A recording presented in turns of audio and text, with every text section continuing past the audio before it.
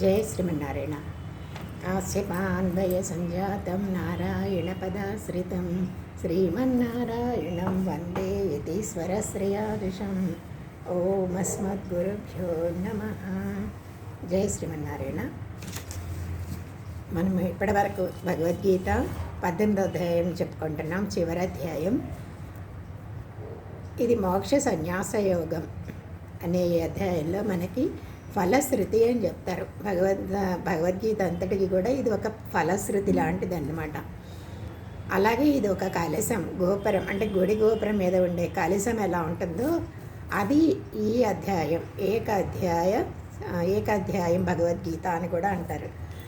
ఇలా భగవంతుడు 17 అధ్యాయాల గ్రంథాన్ని చెప్పిన తర్వాత అర్జునుడికి సందేహాలన్నీ తీరిపోయి ఏమంటున్నాడు? అవును కృష్ణ, నువ్వు చెప్పిందంతా విన్న తర్వాత నాకు అన్ని సందేహాలు తీరిపోయాయి. నా అజ్ఞానం అంతా పోయింది. నువ్వు చెప్పిందంతా నాకు మనసులో నిలకడగా ఉంది. నేను ఇంతవరకు చేయాలా మానాలా యుద్ధం అంటే అనే సంశయంలో కొట్టుమిట్టాడాను. ఇప్పుడు నాకు అర్థమైంది ఎలా చేయాలి. చేసింది అంటే నీ మీద భారం పెట్టిన తర్వాత మంచి కోసం ఏది చేసినా సరే. ఇంతవరకు ఆయన ఏమనుకున్నాడు? నేను చంపేవాడిని, వాళ్ళు పోయేవాళ్ళు అనుకున్నారు. అనుకుని అది విన్న తర్వాత ఇది విన్న తర్వాత ఏమైంది? దానికిలో ఏ మార్పు వచ్చింది? ధనస్సుని పడేశాడు అప్పుడు, నేను చంపేవాడిని అనుకొని. తర్వాత ఇది విన్న తర్వాత అంతా కూడా బాధ్యతని నిర్వర్తించాలి. నేను నా కర్తవ్యం నేను చేయాలి. అది చేసినప్పుడు కూడా భగవంతుడి మీద భారం పెట్టి చేస్తే తనకేమీ కూడా కర్తృత్వం అనేది ఉండదు. దానివల్ల ఏది జరిగినా లాభమైనా నష్టమైనా దాంతో నాకు సంబంధం లేదు అని నిర్ణయం చేసుకున్నాడు. భగవంతుడి మీద భారం పెట్టాడు, తన ధనుస్సును తీసుకున్నాడు. ఇక కర్తవ్యానికి సిద్ధపడ్డాడు అనమాట. ఇదంతా కూడా ఇక నుంచి నువ్వు ఆజ్ఞాపించినట్టుగా నేను చేస్తాను. సో ఇక పైన ఆజ్ఞానించి నేను నీకు పరికరం లాంటి వాడిని అని మనస్ఫూర్తిగా చెప్పాడు 18వ అధ్యాయంలో. సరే, భగవంతుడిని శరణాగతి చేస్తే కనుక ఎవరైనా సరే శరణాగతి చేస్తే ఆయనే తనకు కావలసిన ఈ పనికి కావలసిన ఆ వ్యక్తికి ఎంత శక్తి కావాలి, ఎంత జ్ఞానం కావాలి, ఇలాంటిదంతా కూడా భగవంతుడే చూసుకుంటాడు కదా. కానీ మనం చేయాల్సింది ఏంటి? మన జీవితంలో మనం చేయాల్సిన పనిని మన కర్తవ్యంగా బాధ్యతగా చేయడం మాత్రమే. అంతే తప్ప పని మానేయడం కానీ మన బాధ్యతలన్నీ వదిలేయడం కానీ తగని పని అని చేయాలి. అయితే మన విశ్వాసం ఎలా ఉండాలి? ఎప్పుడు కూడా భగవంతుడు మన వెంటే ఉంటాడు, మనం ఆయన యొక్క చేతిలో పరికరం మాత్రమే అని అనుకోవాలి. మనం అలాగే చేయాలి అని చెప్పి సంజయుడు ధృతరాష్ట్రుడికి కూడా చెప్పాడనమాట. అయితే ఈ అధ్యాయంలో అర్జునుడికి వచ్చిన సందేహం ఏంటి? సన్యాసం త్యాగం అనేది రెండు ఒకటేనా అని అడిగితే, అంటే మనకి ఎప్పుడైనా సరే కోరికతో చేసే కర్మలు మనకు బంధాన్ని ఇస్తాయి కాబట్టి వాటిని వదిలిపెట్టాలి. అలాగే కొన్ని పనులు ఉంటాయి, అది నిత్యం మనం చేసే పనులు, మన రొటీన్ కార్యక్రమాలు అన్నమాట. అవి కానీ అప్పుడప్పుడు చేసే పితృకర్మలు కానీ పండుగలు కానీ ఏమైనా అలాంటి వాటిని ఫలితాన్ని విడిచి వదిలిపెట్టాలి అని చెప్తున్నారనమాట. అంటే వేదోక్తాలైన యజ్ఞదాన తపస్కర్మలనేమో తప్పకుండా ఆచరించాలి జీవితంలో, తప్ప వదలకూడదు. అలా చేస్తున్నప్పుడు నేను చేస్తున్నానని కానీ ఫలితాన్ని ఆశించి కానీ ఇది నా వల్లే జరుగుతోంది, ఇంకెవరు చేయలేరు అనే భావం లేకుండా ఫలితాన్ని కర్తృత్వాలని వదిలి ఆచరిస్తే అదే త్యాగం, సన్యాసం అని వివరించాడు భగవంతుడు అనమాట. అయితే ఇది ఎందుకు చేయాలి అంటే మనలోని చిత్తశుద్ధి జరగాలి. మనం చేసే పనులకి మన చిత్తశుద్ధి జరగాలి అంటే చెత్త అంతా పోవాలి మనలో. జ్ఞానాన్ని పెంచుతాయి, అలాగే పాపాలను కూడా పోగొడతాయి అన్నమాట. కానీ కొంతమంది ఇవి చేసేటప్పుడు ఏంటి, వీటిని బంధం అవుతుందేమో అని కానీ, అసలు శాస్త్రం మీద నమ్మకం లేక కానీ చేసే కొన్ని కొన్ని పనులన్నీ వదిలేస్తారు వాళ్ళు. అదేంటి వాళ్ళ అజ్ఞానం. కాబట్టి ఇది తామసం అవుతుంది, తామస త్యాగం అవుతుంది అని.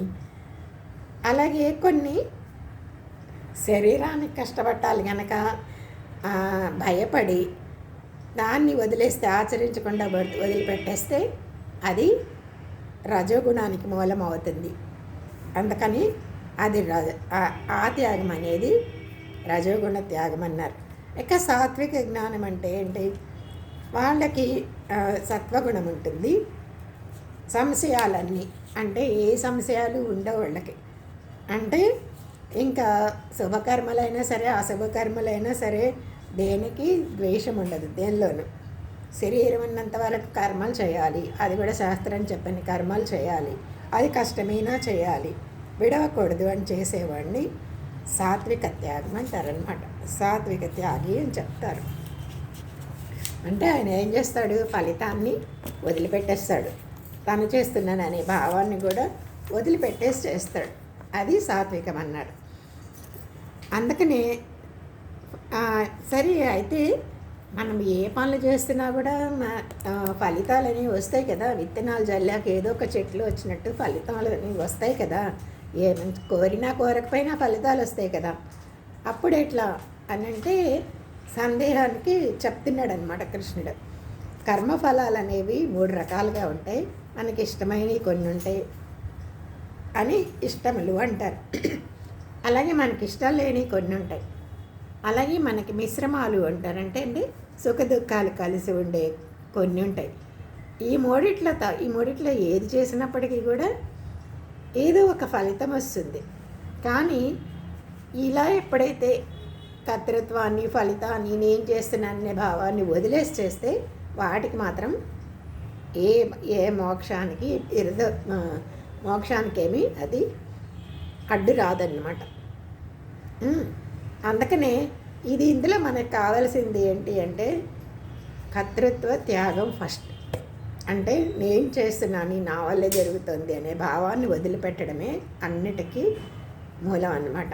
అదే ముఖ్యమైనది అన్నిటికీ. మరి ఎవరు చేస్తున్నారు, అంతర్యామిగా ఉండే భగవంతుడే చేయించుకుంటున్నాడు అని చెప్పాలి. అంటే భగవంతుడే కర్త తప్ప మనం కాదు. భగవంతుడే ఏం చేస్తున్నాడు, తనకి శరీరంగా జీవుణ్ణి చేసుకున్నాడు. ఆ జీవుణ్ణి తీసుకున్నాడు.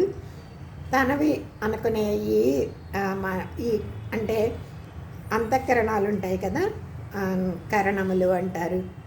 ఈ అన్నిటితో, ఈ శరీరంతో, ఈ అంతఃకరణాలతో కానీ బాహ్యకరణాలతో కానీ పనులు చేయిస్తున్నాడు ఆయన. సో అని అలా భావించాలి అని చెప్పి, అసలు ఏ పని చేసినా కూడా ఏం చెప్తున్నాడు, ప్రతి కర్మలకి 5 కారణాలు ఉంటాయి. అంటే మనం ఏ పని చేసినా కూడా మనం చేస్తున్నాం అనుకుంటాం కదా, కాదు. 5 కారణాలు కలిస్తేనే పని జరుగుతుంది.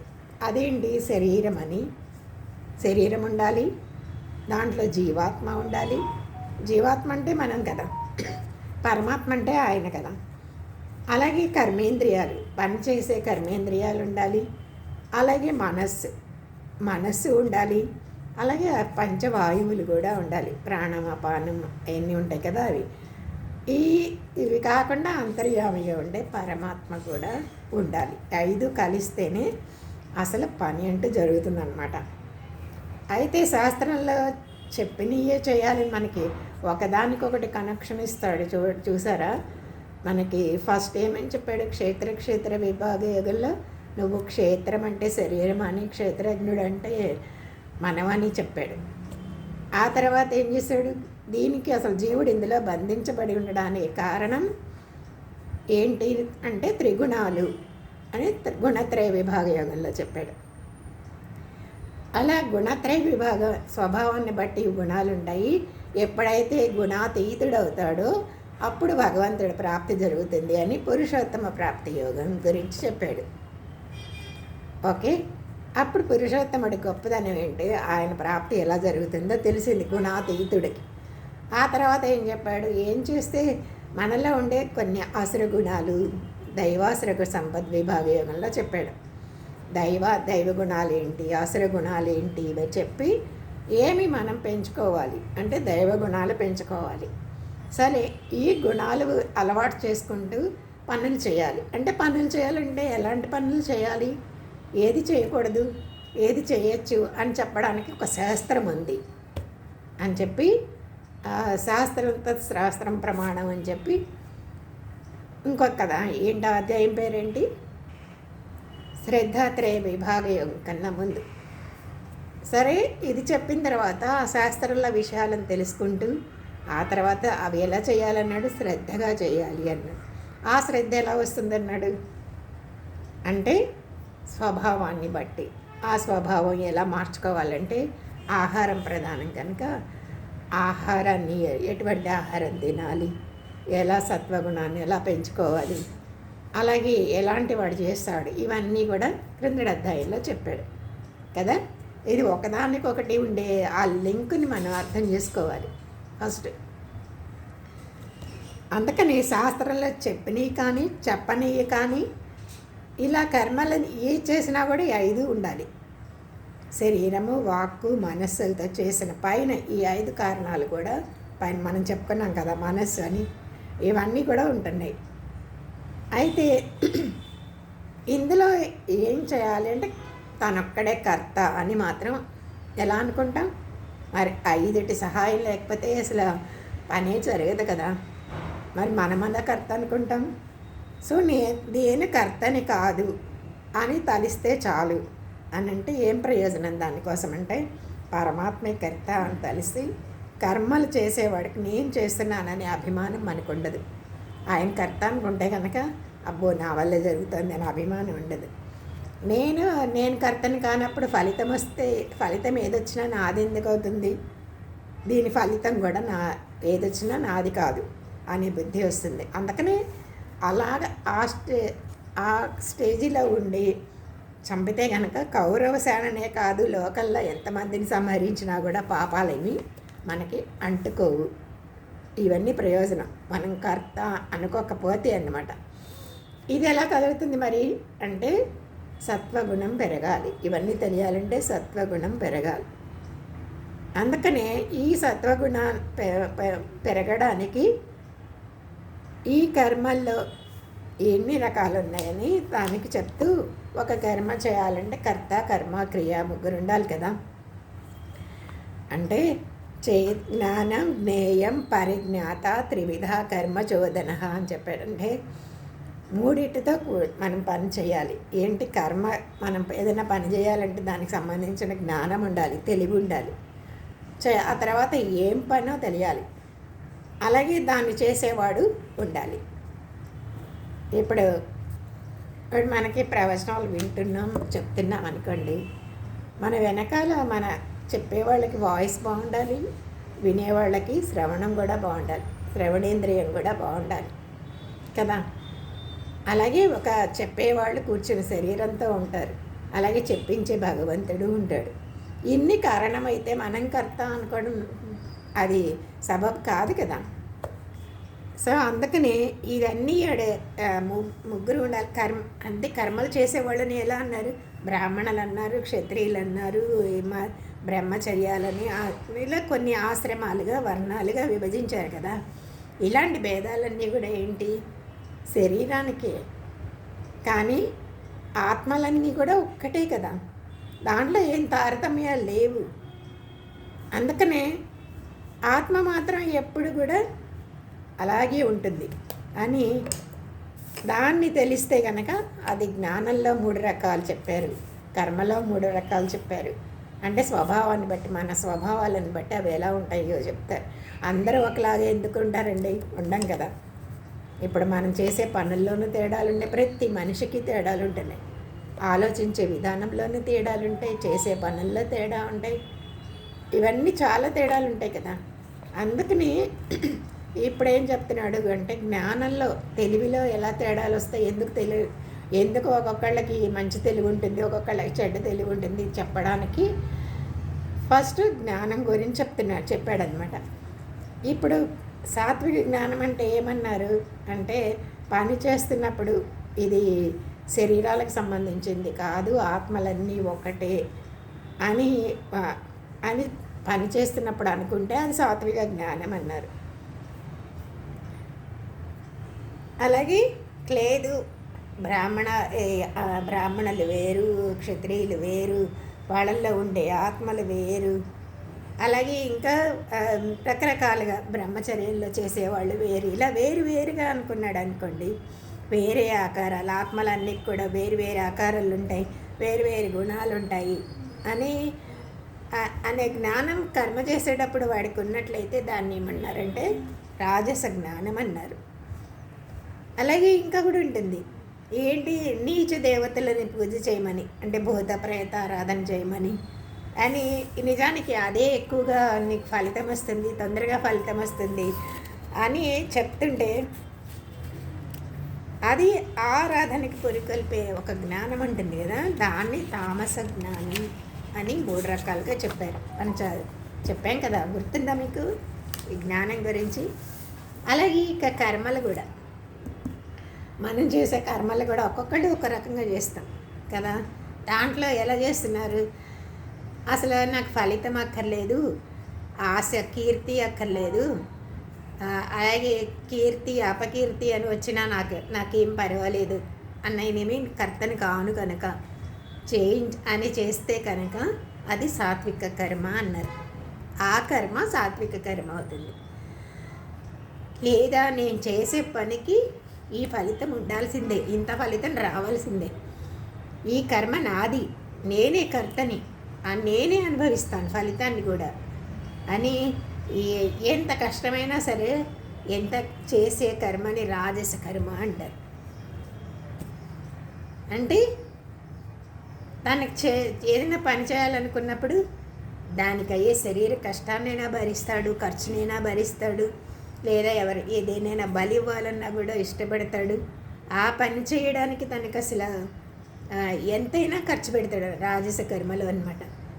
ఇంకా ఇంకొకటేంటి, అసలు నాకు మొదలు పెడతాడు పని, పూర్తి చేయగలనా లేదా, అసలు నాకు అంత శక్తి సామర్థ్యం ఉందా లేదా అని తెలుసుకోకుండా ఏదో ఒక ఉద్రేకంలో మొదలు పెట్టేస్తాడు. అది అలా చేసే పని అయితే ఎండింగ్ కూడా చేస్తాడో లేదా అని అనుమానే అని తామస కర్మ అని చెప్పారనమాట దాన్ని.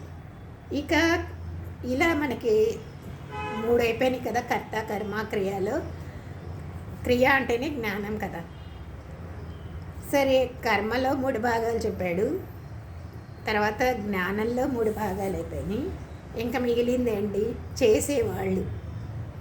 చేసేవాళ్ళు ఎలా ఉంటే వాళ్ళకి మంచి ఆలోచనలు వస్తాయి, లేదా ఎలా చేస్తే అది మంచి పని అవుతుంది, వాళ్ళు ఎలా ఉంటారో చెప్తూ అసలు ఫలితం మీద నాకు ఆశ లేదు, సుఖ దుఃఖాలని అసలు అంటే చేసేటప్పుడు కలిగే దుఃఖాలని సుఖాలుగానే భావిస్తాడు ఈ కర్త. ఫస్ట్ సాత్విక కర్త గురించి చెప్తున్నారనమాట. ఇంకా పని చేస్తున్నప్పుడు ఉత్సాహంగా చేస్తాడు. అది ఇంకా ద్రవ్యం అంటే డబ్బులు ఖర్చు అయినా సరే ఫలితం లభించినా లభించకపోయినా మార్పు చెందదు. ఏ పని నేను పూర్తి చేయాలి అనుకుంటాడు. అదే మనకు చెప్పింది, ఈ శాస్త్రం చెప్పిన పని చేసేవాడు కర్త, సాత్విక కర్త అనమాట. అలా మార్పు చెందకుండా చేసే మనసు ఎవరికి ఉంటుందో వాడిని సాత్విక కర్త అన్నారు. ఇంకా కొంతమంది ఉంటారు, మనం 2వ అధ్యాయంలో కూడా చదివాం, ఏంటి, కీర్తి కావాలి వాడికి, దంభం కావాలి, అహంకారం ఉంటుంది, నేను చేస్తున్నానే 10 మంది చూడాలి, నేను ఇంత గ్రాండ్గా చేస్తున్నాను అందరూ అనుకోవాలి, సన్మానాలు కావాలి. అలాగే అనవసరంగా ఈ దర్పం కోసం వీటి కోసం కూడా ఎంతో పెద్ద ఆర్భాటం చేస్తాడనమాట. ఖర్చును పెట్టడానికి కూడా సంకోచించేవాడు. అయితే ఇలా చేసేవాడిని రాజసకర్త అన్నారు. అసలైన శాస్త్రం చెప్పిందా లేదా అని కూడా చెప్పడు, ఆలోచించడు. చేసేదైనా సరే ఏదైనా దానికి సన్మానాలు అందరూ నలుగురు చెప్పుకుంటే, లాభం కలిగితే పొంగిపోతూ ఉంటాడు. అలాగే ఎవరు గుర్తించరనుకోండి కుంగిపోతూ ఉంటాడు. అలాంటి కర్తని ఏమన్నారు? రాజసకర్త అన్నారు. అలాగే ఇంకొకటి ఏంటి, అసలు వాడికి ఈ శాస్త్రం గురించి ఆలోచనే ఉండదు, దాని గురించిన జ్ఞానం కూడా లేదు, బాగా బద్ధకస్తుడు. కానీ ఫలితం మాత్రం బాగా రావాలి, వాడి కోరుకున్న ఫలితం రావాలి.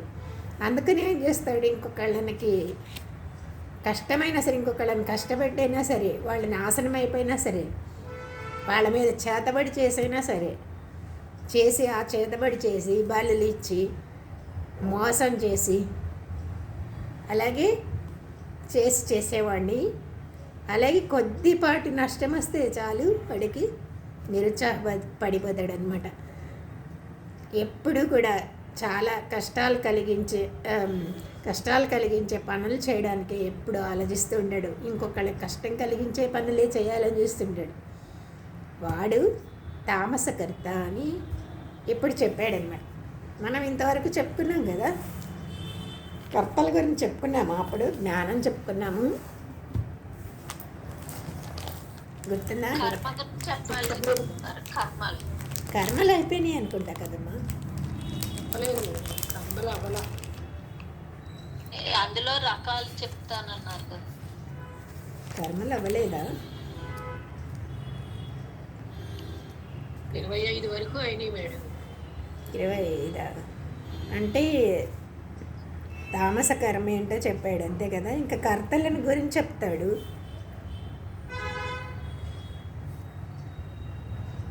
అయిపోయింది, రాజస కర్మ అయిపోయింది, తామస కర్మ కూడా అయిపోయింది కదా. ఇంకా 3 రకాలైన కర్తలను గురించి చెప్పడానికి మొట్టమొదట సాత్విక కర్తని గురించి చెప్తాడు 26వ శ్లోకంలో. శ్లోకాన్ని ఓపెన్ చేయండి. ముక్త సంగో అహం వాది ధృత్యుత్సాహ సమన్వితః సిద్ధ్యో నిర్వికారః కర్తా సాత్విక ఉచ్యతే. చదవండి.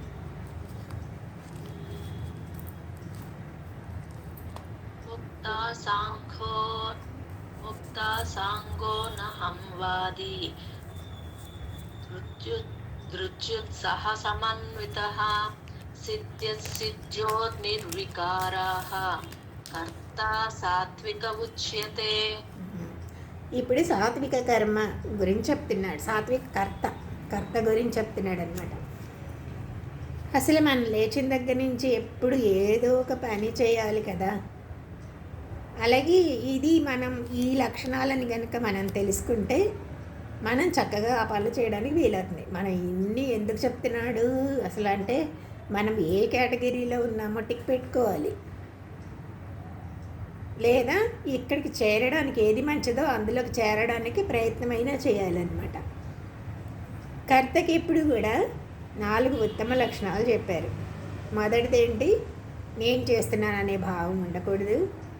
ఏ కార్యం చేసినా కూడా ఫలితాన్ని ఆశిస్తే ఏమవుతుంది, ఎక్కువ ఫలితాన్ని ఆశించాడు అనుకోండి, రాకపోతే డిసప్పాయింట్ అయిపోతాడు కదా, వాళ్ళు ఇంకా డిప్రెషన్ పెరిగిపోతుంది. అందుకని పని చెయ్యి, బాధ్యతగా చెయ్యి అని చెప్తున్నాడు. మూడవది ఏంటి, వస్తుందో రాదో అనే భయంతో కాకుండా ధైర్యంగా ఉత్సాహంగా పని ప్రారంభించు అని చెప్పాడు. అలాగే ఇది అందుకని సాత్విక కర్త యొక్క లక్షణం ఏంటి, 4వ లక్షణం అంటే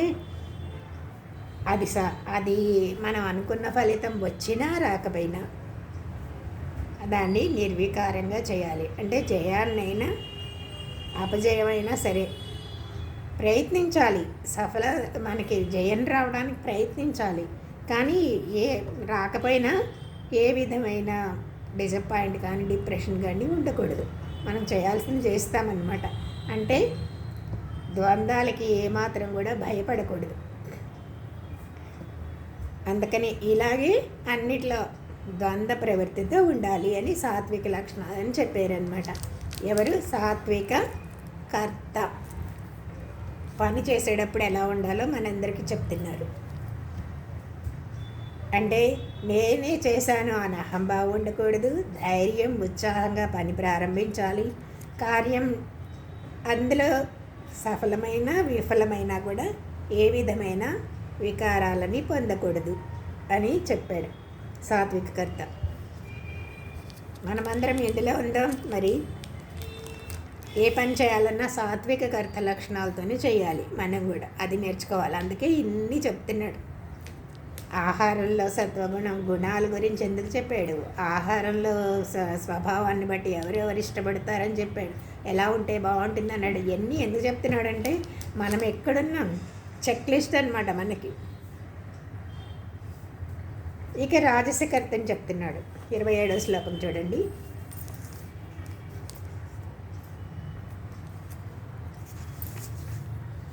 రాగి కర్మ ఫల ప్రేప్సు లుబ్ధో హింసాత్మకో శుచి హర్షశోకాన్విత కర్త రాజస పరికీర్తిత. వెంటనే స్టార్ట్ చేయండి, టైం వేస్ట్ చేయద్దు. ఎవరో ఒకళ్ళు స్టార్ట్ చేయండి. రాగి కర్మ ఫల ప్రేప్సు లుబ్ధో హింసాత్మకో శుచి హర్షశోకాన్విత కర్త రాజసః పరికీర్తితః. రాగం అంటే ఏంటి అంటే అభిమానం. బంధువులంటే అభిమానం. బంధువులకే కట్టబెట్టాలని ఇలా ఉంటాయి కదా కొన్ని. బంధువులకి లాభం చేయాలని, వాళ్ళ పిల్లలకి ఉద్యోగాలు ఇవ్వాలని ఇవన్నీ ఉంటాయి కదా. అలా అభిమానం చూపించేవాడు. అలాగే కర్మ ఫల ప్రేప్సు, నాకు ఇది చేస్తున్నాను కనుక మళ్ళీ నాకు వాళ్ళ ద్వారా ఈ ప్రయోజనం కావాలి అని అనుకునేవాడు. లుబ్ధ లోభి. తర్వాత హింసాత్మక, హింసా స్వభావం కలిగినవాడు. అశుచి, అసలు శుచిత్వమే లేనివాడు. హర్ష శోకాన్విత అంటే ఏదైనా కార్యం జరిగినప్పుడేమో సంతోషం, జరగనప్పుడేమో దుఃఖం పొందేవాడు. ఆయన్ని రాజసకర్త అని పరికీర్తిత చెప్పబడుతున్నారు అని చెప్పాడు. ఈ పై లక్షణాలన్నీ ఏంటి? బంధువులంటే అభిమానం ఉంటుంది, ఫలితాలని కావాలి, వాళ్ళ ద్వారా ప్రయోజనాలని ఆశిస్తాడు. హింసా స్వభావం కూడా ఎక్కువే ఉంటుంది. అలాగే శుచి కూడా, శుభ్రం కూడా ఉండదు వాడిలో. సంతోషం, ఎప్పుడైనా ఆ కార్యం జరిగితే సంతోషం, లేకపోతే దుఃఖం ఉండేవాడిని రాజసకర్త అన్నారనమాట. అందుకనే ఏం చేయాలి అంటే ఉత్తముడైన వాడు అలా ఈ లక్షణాలన్నీ వదిలేయాలి అని చెప్పారు. అంటే బంధువుల ముందు ప్రేమ ఉండాలి, కానీ అతి వ్యామోహం ఉండకూడదని. అలాగే కర్మఫలాలను ఎప్పుడు కోరకండి. ఏ ప్రాణిని హింసించకూడదు.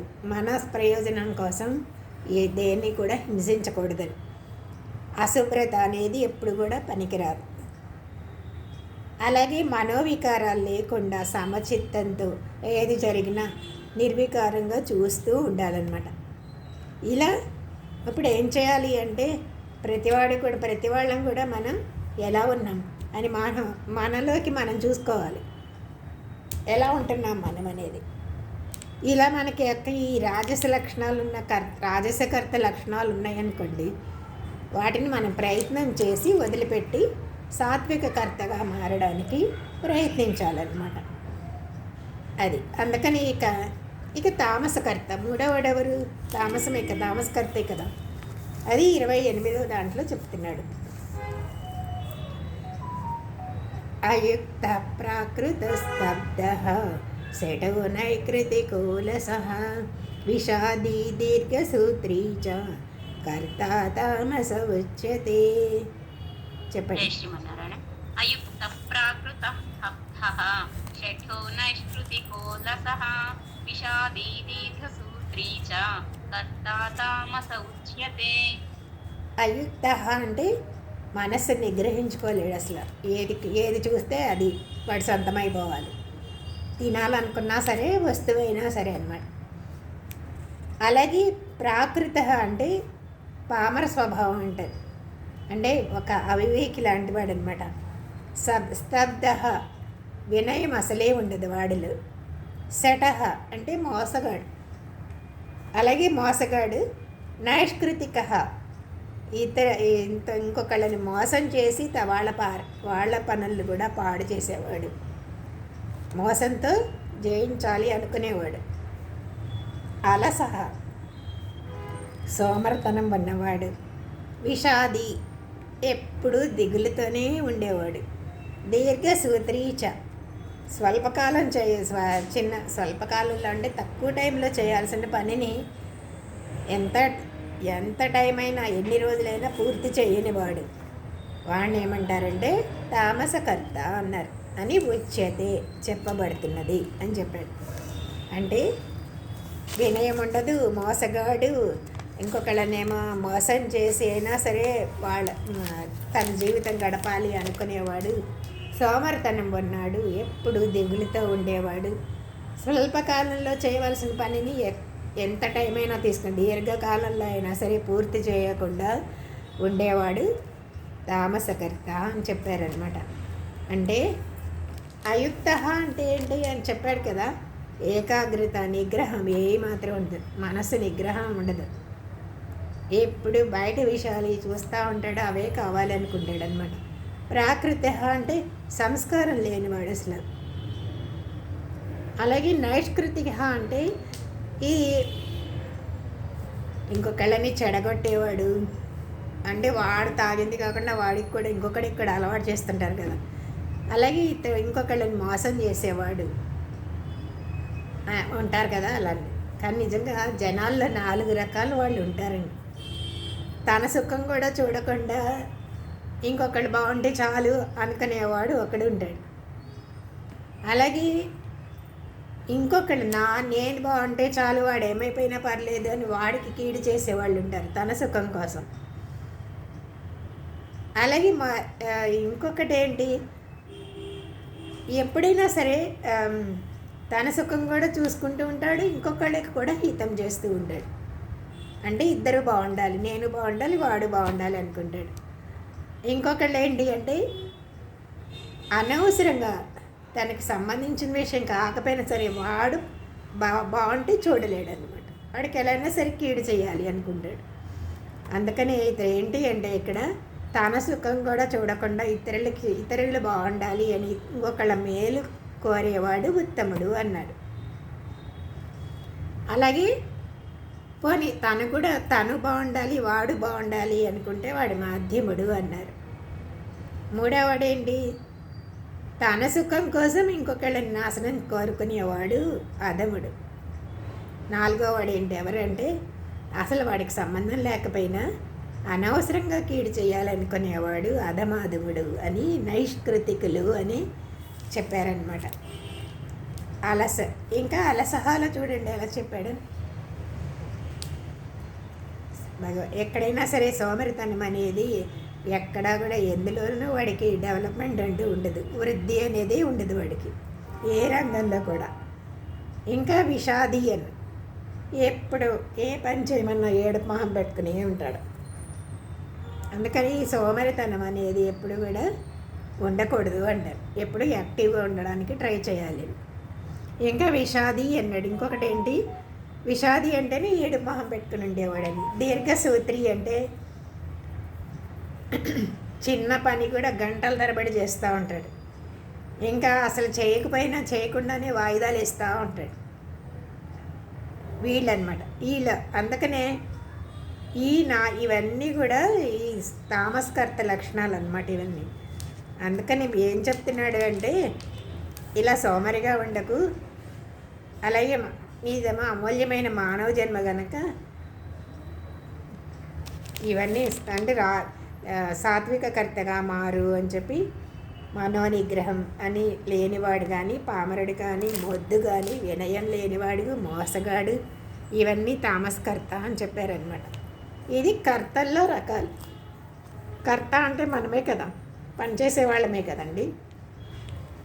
ఈ కర్తల్లో ఇలాంటి వాళ్ళు ఉన్నారు కనుకే మనం చూస్తూ ఉంటాం కదా, ఒక చోట జాబ్ చేసినా బయటకు వెళ్ళినా ఎలా ఉంటారు. పని చేయని వాడి పని కూడా పని చేసేవాడికి ఇస్తూ ఉంటారు చాలా చోట్ల. ఇది ఇంకా తర్వాత కూడా చెప్తాడు, ఒక్కొక్కళ్ళ బుద్ధి ఎలా ఉంటుంది, ఒక్కొక్కళ్ళ ధైర్యం ఎలా ఉంటుంది. బుద్ధి అంటే వాళ్ళ మనుషుల్లో బుద్ధి, వాడి బుద్ధి అంతే అని చెప్తాం కదా.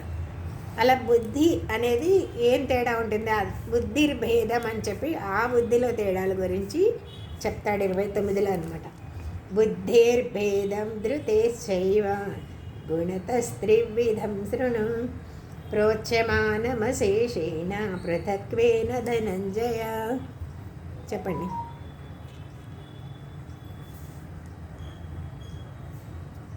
बुद्धिर्भेदं धृते चैव गुणतस्त्रिविधं शृणु प्रोच्यमानमशेषेण पृथक्त्वेन धनञ्जय. ధనంజయుడు అంటే అర్జునుడే కదా. బుద్ధి ధైర్యం కూడాను భేదాన్ని గుణత అంటే గుణాలను బట్టి, మనలో ఉండే గుణాలను బట్టి, త్రిగుణాలు ఉన్నాయి కదా, ఆ త్రిగుణాలను బట్టి త్రివిధం 3 రకాలు అని చెప్తున్నాడు. అది పృథక్వేన గుణాలను, మనలో గుణాలు తేడాలు ఉంటాయి కనుక ఇవి కూడా వేరువేరుగా ఉంటాయి అని బుద్ధి యొక్క ధైర్యం యొక్క భేదాలని గుణాలను బట్టి 3 రకాలుగా వేరువేరుగా చెప్తున్నాను ఇప్పుడు విను అని చెప్పి చెప్పడం మొదలుపెట్టాడు. మొట్టమొదటిగా సాత్విక బుద్ధిని గురించి చెప్తాడు 30వ శ్లోకంలో. ఎవరైనా ఒకళ్ళు ఇనిషియేట్ తీసుకొని ఎవరు చదవలేదో వాళ్ళ చేత వాళ్ళ పేరు చెప్పండి. ఉమా కానీ, కాళిమ కానీ, సత్య నువ్వు చూడు. ఉందా? సత్య వెళ్ళిపోయిందా? మేడం నేను చూస్తాను. ఓకే. ప్రవృత్తించ నివృత్తించ కార్యాకార్యే భయే బంధం మోక్షం చ యా వేత్తి బుద్ధి సా పార్థ సాత్వికీ. प्रवृत्तिं च निवृत्तिं च कार्याकार्ये भयाभये बन्धं मोक्षं च या वेत्ति बुद्धिः सा पार्थ सात्विकी. మనలో ఉండే ఎన్ని గుణాలు ఉన్నాయి? త్రిగుణాలు ఉంటాయి కదా. గుణత్రయ విభాగ యోగంలో మనం చెప్పుకున్నాం ఇవే గుణాలు వాడు ఎలా ఉంటాడు అనేది. ఆ త్రిగుణాల వల్ల ఒక్కొక్కళ్ళ మనలో ఉండే బుద్ధి కూడా తేడాలు ఉంటాయన్నమాట. అది ఫస్ట్ సాత్విక బుద్ధి ఎలా ఉంటుందో చెప్తున్నాడు.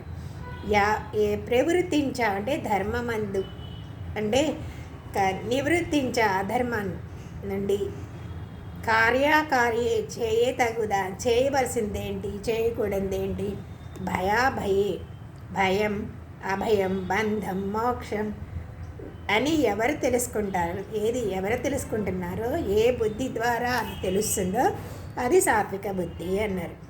అంటే సాత్విక బుద్ధి ఏం చేస్తుంది? బుద్ధి ఏం చేస్తుంది? అసలు నిర్ణయం చెప్తుంది, ఇది మంచిది ఇది చెడ్డది కదా. మంచి చెడ్డల గురించి తెలుసుకుని రెండింటిని తెలుసుకుంటాడు. మంచిని గ్రహించి చెడుని వదిలివేయడం అనేదే సాత్విక బుద్ధి అన్నమాట. అందుకనే సాత్విక బుద్ధి ఉత్తమమైనది అని. అలాంటి బుద్ధి మనందరికీ ఉందా లేదా అని తెలుసుకోవాలి అన్నదే చెప్పడం అన్నమాట. సాత్విక బుద్ధిమంతుల లక్షణం ఏంటి అంటే మనలో ఇప్పుడు చెప్పినవన్నీ ఉన్నాయా లేదా, మంచి చెడు మనం తెలుసుకోగలమా లేదా, విచక్షణ జ్ఞానం అన్నమాట. ఎక్కడి నుంచి?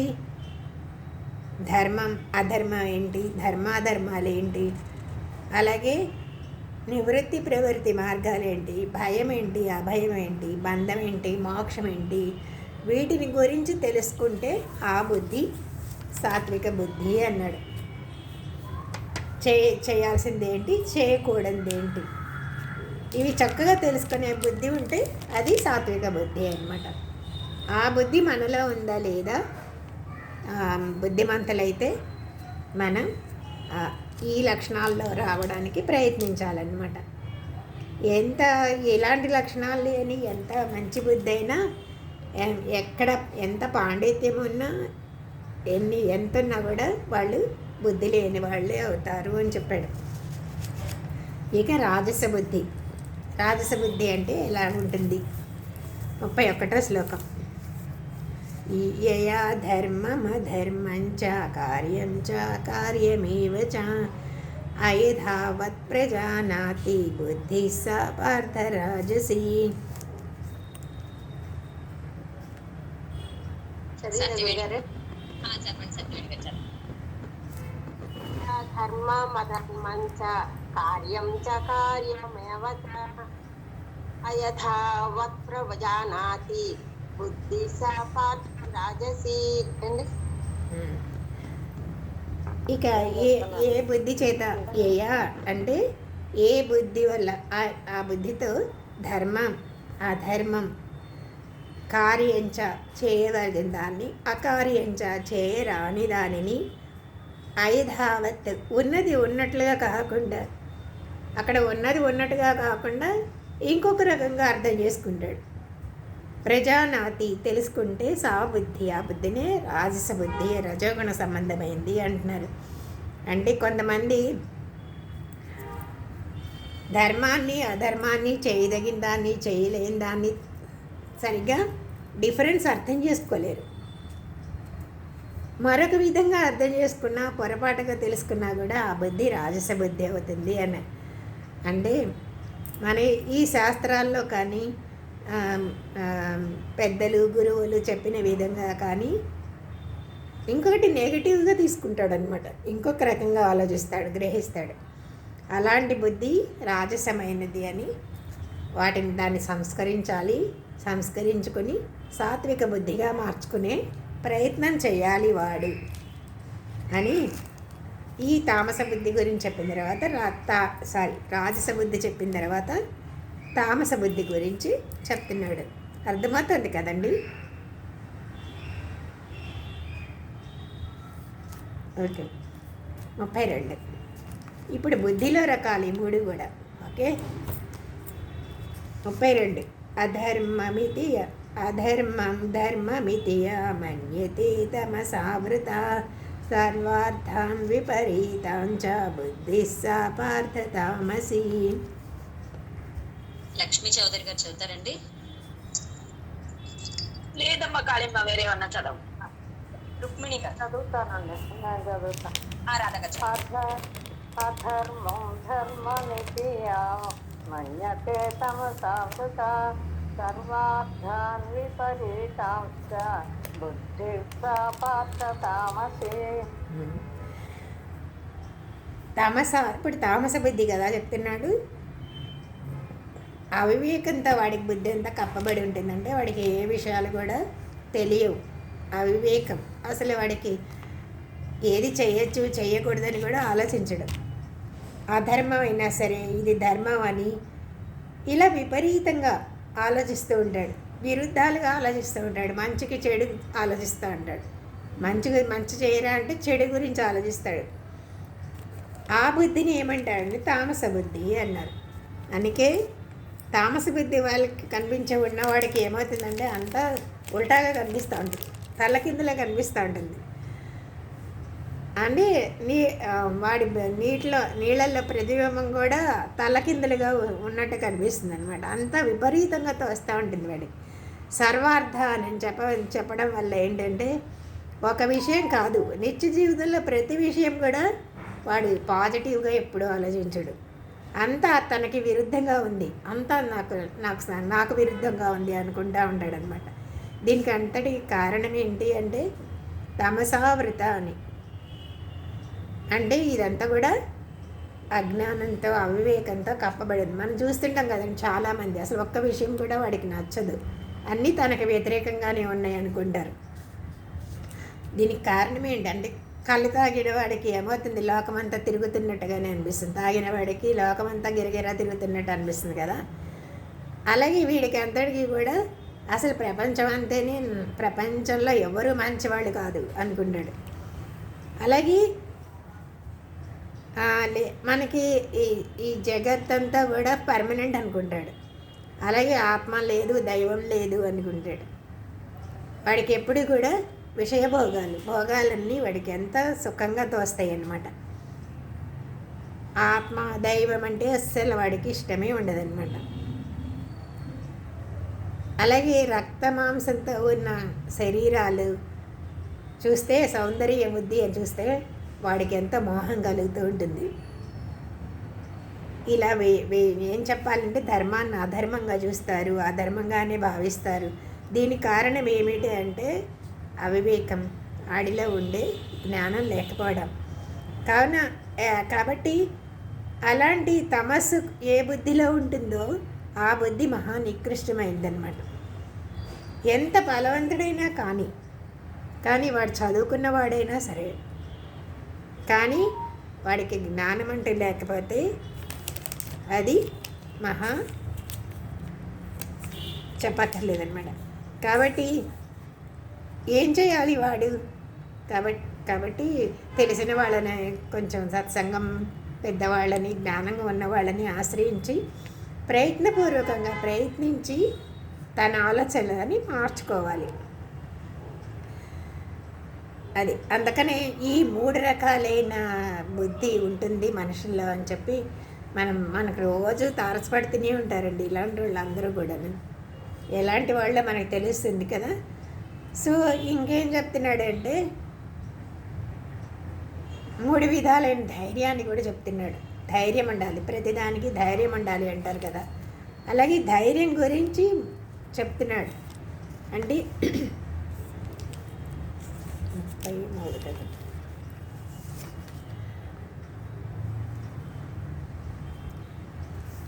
ధృత్యాయయా ధారయతే మనః ప్రాణేంద్రియక్రియా యోగేన వ్యభిచారిణ్యా ధృతిః సా పార్థ సాత్వికి. ఇది ఫస్ట్ ధైర్యం. సాత్విక ధైర్యం ఉంటుంది, దీనిలో కూడా రాజస ధైర్యం ఉంటుంది, తామస ధైర్యం అని 3 రకాల వాళ్ళు ఉంటారు. ధైర్యంలో కూడా 3 రకాల వాళ్ళు చెప్తారు. అవ్యభిచారిణ్య అంటే చలించడు. ఏ ధైర్యంతోనే మన ప్రాణేంద్రియ క్రియ యోగ సాధన చేత కానీ, ఆత్మధ్యానంలో కానీ, శాస్త్రోక్త మార్గంలో ఉన్నప్పుడు కానీ అంటే ధైర్యంతో ఉంటాడు. మనస్సు, ప్రాణం, ఇంద్రియాలు అన్నిటినీ ఏం చేస్తాడు? యోగ సాధన చేత, యోగ సాధనం వల్ల వాడికి విషయాల నుండి తిప్పి శాస్త్రోక్త మార్గాల్లో నిలబెడుతున్నాడు. అలాంటి ధైర్యం అనేదే సాత్విక ధైర్యం అన్నారు. ప్రపంచంలో ధైర్యం ఉంటుంది అందరికీ, కానీ కొందరు యుద్ధంలో ఉన్నారనుకోండి ధైర్యంతో పోరాడతారు. ఎవరికి? మన మిలిటరీ వాళ్ళు, జవాన్లు ఉంటారు కదా, దేశానికి కాపలా కాస్తూ వాళ్ళు ధైర్యంతో పోరాడుతూ ఉంటారు. కొందరు అలాగే ధైర్యంతో చీకట్లో కూడా అరణ్యాల్లో తిరుగుతూ ఉంటారు వాళ్ళు. కొంతమంది ధైర్యంతో పర్వతాలనే ఎక్కుతూ ఉంటారు. అంటే పర్వత శిఖరాలని, అంటే ఏమంటారు దాన్ని, హైకింగ్. అలాగే కొంతమంది ధైర్యంతో సముద్రాలనే ఈదగలరు. ఇలా ఈ ధైర్యం ఇక్కడ అన్నిట్లో చూపిస్తారు. ఇది సాత్విక ధైర్యం. వాడికి నిజంగా ఎక్కగలనా లేదా అని ఆలోచించడు. అలాగే సముద్రంలో ఎంత ఎన్ని మైళ్ళైనా వీదగలిగిన వాడు ఉంటాడు. ఇలా ధైర్యంతో మనిషి ఏం చేస్తాడు? తన మనస్సుని, ఇంద్రియాలని అన్నిటినీ కూడా కంట్రోల్ పెట్టుకోగలడు. తన మాట వినేటట్టు అనమాట. ఇది గొప్ప ధైర్యం అని భగవంతుడు చెప్తున్నాడు అనమాట. అని తప్పకుండా ఈ ధైర్యాన్ని అందరూ కలిగి ఉండాలి, ధైర్యమే కలిగి ఉండాలి అని చెప్తారు. అయితే ఈ ధైర్యం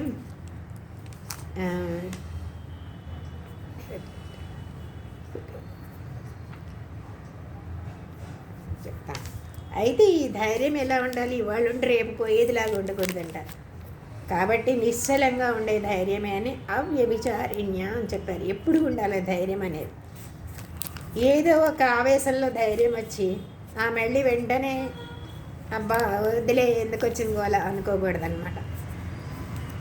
అందుకని ఈ ధైర్యం అనేది స్థిరంగా ఉండే ధైర్యాన్ని సాత్విక ధైర్యం అన్నారు. అంటే యోగ సాధన వల్ల కానీ తన ఇంద్రియాలని కనిపించే విషయాల నుంచి కూడా భయపడకుండా నిరోధించగలిగితే అది అది ఆ ధైర్యమే రాజస ధైర్యం. ఏంటి ఇప్పుడు చెప్పింది? రాజస ధైర్యమే కదా, సాత్విక ధైర్యం. ఇంకా ఇది అంటే ఏంటి? ఇవాళ ధైర్యంగా ఉన్నానని పెద్ద వచ్చేసి ముందు తర్వాత వెనక్కి వెళ్ళిపోయేవాడు కాదు. ఈ ధైర్యం ఎప్పుడు చూపించాలి, పని జరిగే వరకు అన్నమాట. అదైతేనే అలా అయితేనే ఆ ధైర్యం సాత్విక ధైర్యం అన్నారు.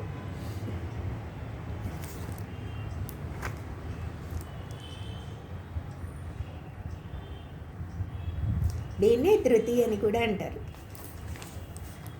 ఇక రాజస ధైర్యం గురించి చెప్తున్నాడు. యయాతు ధర్మ కామార్థాన్ ధృత్యాధారయతే అర్జున ప్రసంగేన ఫలాకాంక్షి ధృతిः సా పార్థ రాజసి. స్వాతి గారు. యయా తు ధర్మ కామార్థాన్ ధృత్యా ధారయతే అర్జున ప్రసంగేన ఫలాకాంక్షి ధృతిः సా పార్థ రాజసి.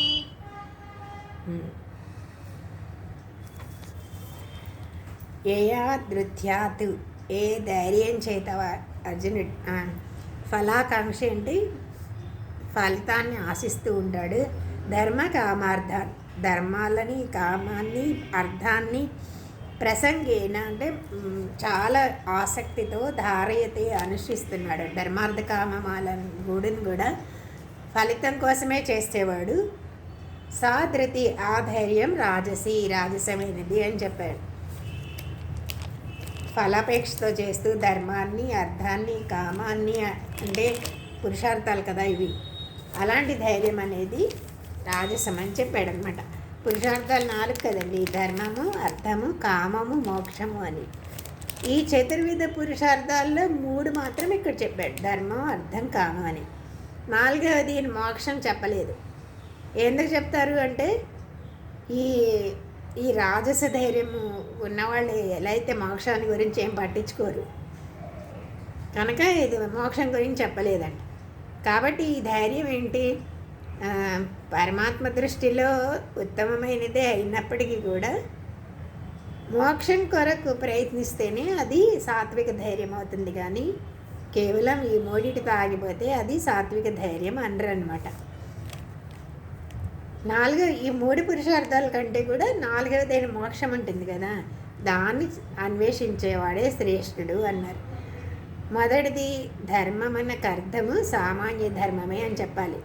విశేష ధర్మం అంటే పరమాత్మను ఆశ్రయించడమే విశేష ధర్మం, దైవనిష్ట. అది అందుకని ఇది రాజస ధైర్యం అయిపోయింది. అది మోక్షం గురించి ఆలోచించాడు అనుకోండి, అది దానికి ఏమవుతుంది, అప్పుడు సాత్విక ధైర్యమే అవుతుంది. ఇవన్నీ ఉన్నా కూడా వీడు 4వది పట్టించుకోవట్లేదు కనుక ఇది రాజస ధైర్యం అయిందనమాట.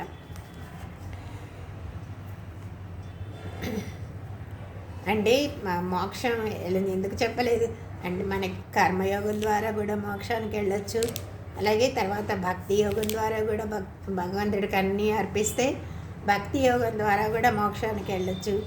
అలాగే అందరిలో ఉన్నాడు భగవంతుడు అని జ్ఞానయోగం ద్వారా కూడా మోక్షానికి వెళ్ళొచ్చు కదా చెప్పాడు. కానీ ఇక్కడ ఈ ధైర్యం ఎక్కడుంది, ధర్మ అర్థ కామ 3 వరకే ఆగిపోయాడు. ఆ 3 వస్తే చాలనుకుంటాడు అనమాట. ఇంకా తామస ధైర్యం గురించి 35వ శ్లోకంలో చెప్తాడు. 35 యయా స్వప్నం భయం శోకం విషాదం మదమేవ చ సవిముంచిత దుర్మేధా ధృతిः సా పార్థ తామసి. రుక్మిణి గారు. 35.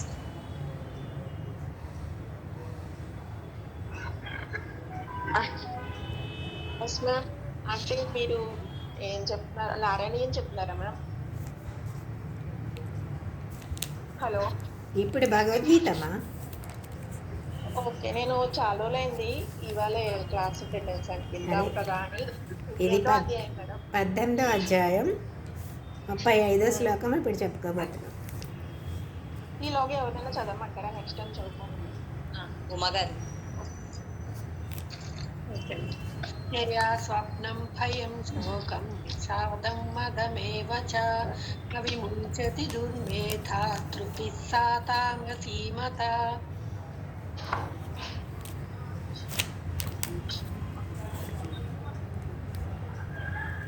ధైర్యం ఇక్కడ ఏమని చెప్తున్నాడు, ఏయా అంటే ఏ బుద్ధి చేత, దుర్మేధ అంటే దుర్బుద్ధి గలవాడు, స్వప్నం నిద్రని, భయాన్ని, శోకాన్ని, విషాదం దిగులుని, మదాన్ని విమొచ్చది.